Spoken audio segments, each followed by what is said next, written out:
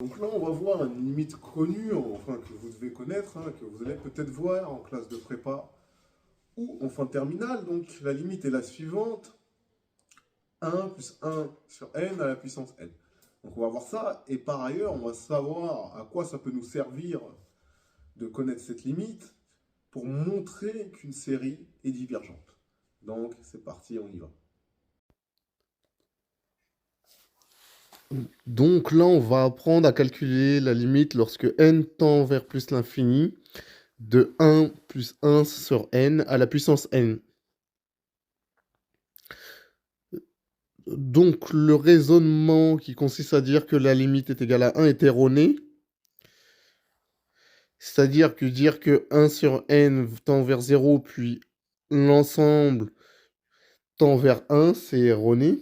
Et donc que 1 plus 1 puissance n tend vers 1, il est erroné. Pourquoi? Bah, simplement parce qu'on ne peut pas faire tendre n vers l'infini une première fois, puis une deuxième fois. Parce que le n, il tend une et une seule fois vers plus l'infini, d'accord?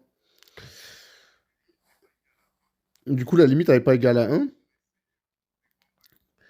Et on peut s'intéresser à la limite pour des grandes valeurs de n. Pour n égale 1000, on voit que c'est à peu près égal à 2,72. Pour n égale 100 000, on verra que c'est égal de la même façon à 2,72. Et donc, on va remarquer que ça se rapproche d'une valeur qui est exponentielle 1, plus communément appelée e. Du coup, c'est ce qu'on va démontrer. Du coup, j'ai 1 plus 1 sur n à la puissance n, c'est égal à quoi? Je fais un rappel sur les puissances. Et je rappelle que pour tout x réel et pour tout réel a strictement positif, a puissance x est exponentielle de x et ln de a.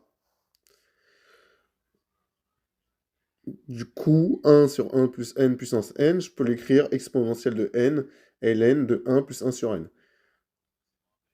Donc là, je fais un deuxième rappel. C'est que n, c'est 1 sur n, parce que n, c'est l'inverse de 1 sur n. Donc je réécris l'expression, j'ai exponentielle de 1 sur n sur 1 sur n, et ln de 1 plus 1 sur n. Donc ça, c'est égal à quoi? C'est égal à exponentielle de ln de 1 plus 1 sur n sur 1 sur n. Et je rappelle que le logarithme népérien de 1 est égal à 0. Ça choque personne, du coup je réécris ça. Ça me fait exponentielle de ln de 1 plus 1 sur n moins ln de 1 sur 1 sur n. Et ln de 1, comme ça fait 0, j'ai rien changé. Et si je pose h égale 1 sur n, l'expression devient la suivante. Ln de 1 plus h moins ln de 1 sur h. Évidemment, l'expression en haut. Et donc, j'ai exponentielle de ln de 1 plus h moins ln de 1 sur h. Et bah là, du coup, je reconnais un taux de variation. Et ce qu'il faut comprendre, c'est que lorsque n tend vers plus l'infini, 1 sur n tend vers 0. Et donc, h tend vers 0 lorsque n tend vers plus l'infini. Or, la limite lorsque h tend vers 0 de ln de 1 plus h moins ln de 1 sur h, c'est égal au nombre dérivé par dérivé en 1. Et donc, ça me fait ln' de 1. Et je rappelle, le dérivé de ln de x, c'est 1 sur x. Donc, ln' de 1, c'est 1 sur 1, ce qui me donne 1. Par composition, la limite lorsque h tend vers 0 de exponentielle de ln de 1 plus h moins ln de 1 sur h, c'est égal à exponentielle de 1, ce qui est communément appelé e.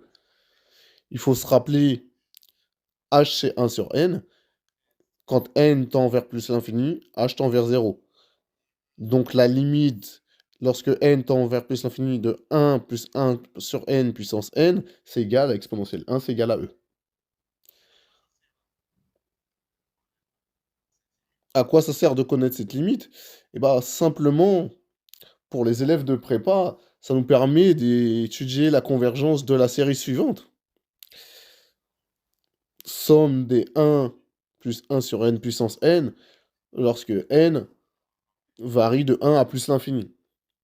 Donc, je fais un rappel, si on a une suite un, si la série somme des un converge, alors la suite un doit converger vers 0. Elle converge vers 0.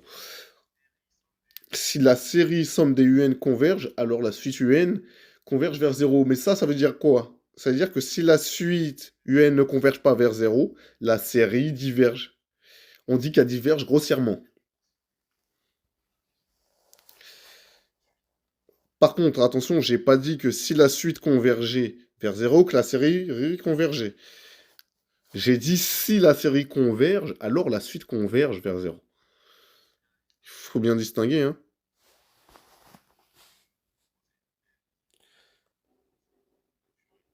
Donc je pose UN, la suite définie par tout entier naturel nul, U indice n est égal à 1 plus 1 sur n puissance n.